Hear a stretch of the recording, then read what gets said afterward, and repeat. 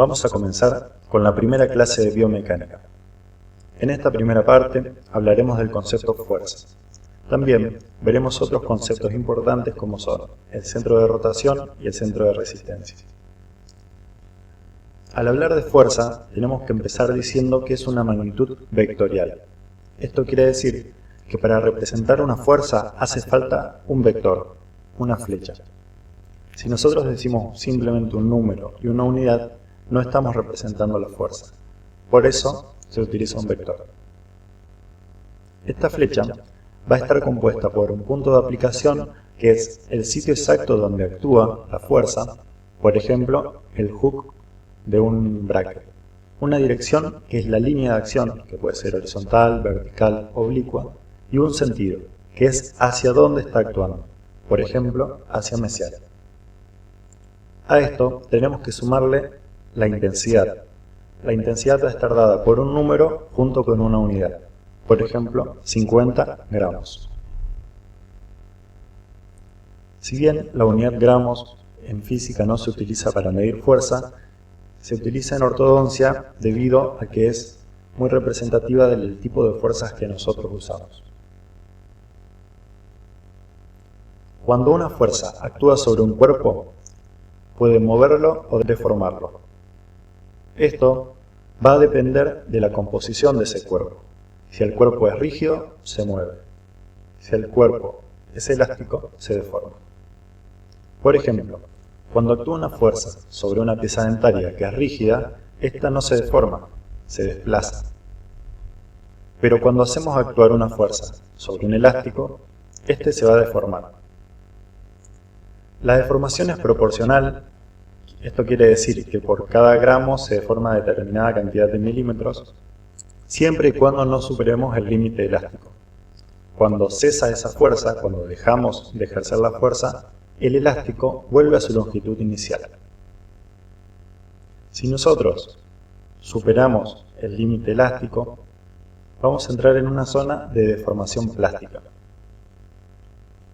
Esto quiere decir que por cada gramo que aumentemos la fuerza, no va a ser proporcional la cantidad de milímetros que se deforme. Y cuando deje de actuar esa fuerza, el elástico no va a recuperar su longitud inicial. Va a tener una deformación residual.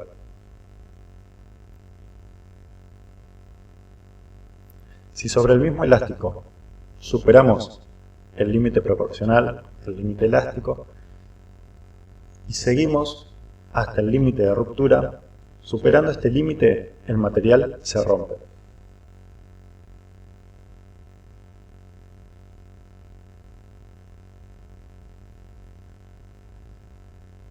A modo de ejemplo, podemos decir que el diente se mueve porque es rígido y el ligamento periodontal se estira o se deforma porque es elástico.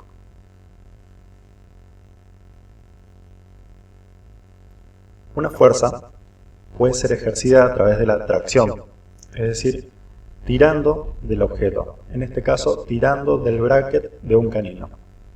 Vemos cómo el canino se va desplazando hacia distal.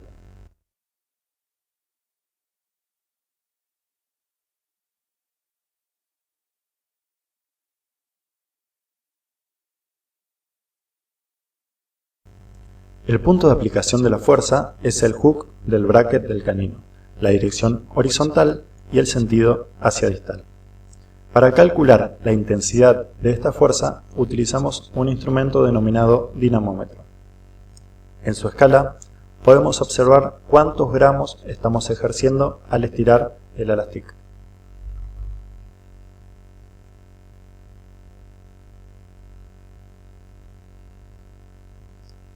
La fuerza también puede actuar por presión, en este caso ejercida por un resorte de espiras abiertas, comprimido y puesto entre dos brackets.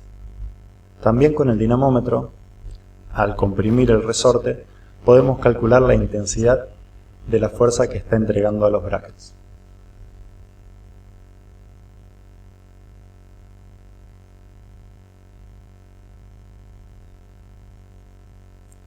Es importante ahora hablar del principio de acción y reacción. En los ejemplos anteriores tenemos que tener en cuenta que no solo ejercemos una acción, sino que esa misma fuerza que nosotros estamos haciendo tiene una reacción. La reacción es una fuerza igual, en la misma dirección, pero en sentido opuesto. Ejemplos de la vida cotidiana son un cohete que despega, impulsando los gases hacia abajo, empujando el planeta hacia abajo, en realidad hace que el cohete se desplace por una diferencia de masas. Es decir, empuja hacia un lado y es el cuerpo el que se desplaza hacia el otro. Cuando disparamos un arma, la bala sale impulsada, pero hay una reacción que es la que hace que el arma se dirija en sentido contrario.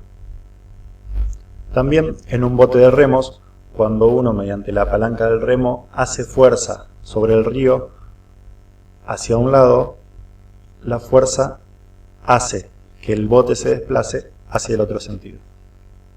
Siempre que yo ejerzo una fuerza, hay una reacción, hay una fuerza de igual intensidad en la misma dirección, pero en el sentido opuesto. Vemos como ejemplo que al colocar un elemento elástico tirando de un canino, también va a ejercer una reacción sobre el molar, que en este caso queríamos usar de anclaje, también se desplaza, pero hacia mesial. En el ejemplo del resorte, vemos que el incisivo lateral se desplaza hacia distal, pero también hay una reacción, una fuerza que actúa sobre los otros incisivos. Siempre que hay una acción, hay una reacción. Ahora vamos a ver el concepto de centro de resistencia. El centro de resistencia es un análogo al centro de masa.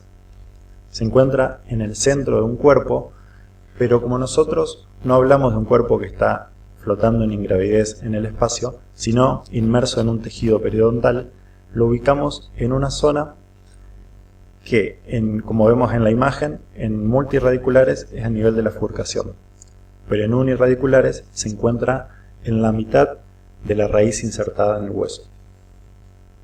El centro de resistencia no varía, es decir, lo ubicamos en una posición y no va a estar cambiando según dónde hacemos la fuerza. Sí va a estar en otra posición cuando hay una pérdida ósea, porque es menor la porción de la raíz insertada en el hueso. El centro de rotación es el eje mediante el cual va a rotar la pieza. Cuando nosotros ejercemos una fuerza, la pieza se va a inclinar. Por lo tanto, va a tener distintos centros de rotaciones, dependiendo de dónde ejerzamos la fuerza. Vemos en este caso cómo el centro de rotación funciona como un eje para el movimiento de la pieza dentaria. Pero no solo podemos ubicarlo dentro de la pieza, a lo largo de la pieza dentaria, sino también muy por fuera de esta. En este caso, cuando la pieza se inclina, vemos cómo la línea inicial, de la posición inicial de esa pieza, se corta a nivel del centro de rotación con la línea de posición final. Si nosotros pensamos que una pieza se desplaza en paralelo, esto quiere decir todos sus puntos se desplazan igual cantidad de distancia, la línea inicial nunca se corta con la línea final. Por eso, conceptualmente decimos que el centro de rotación se encuentra en el infinito.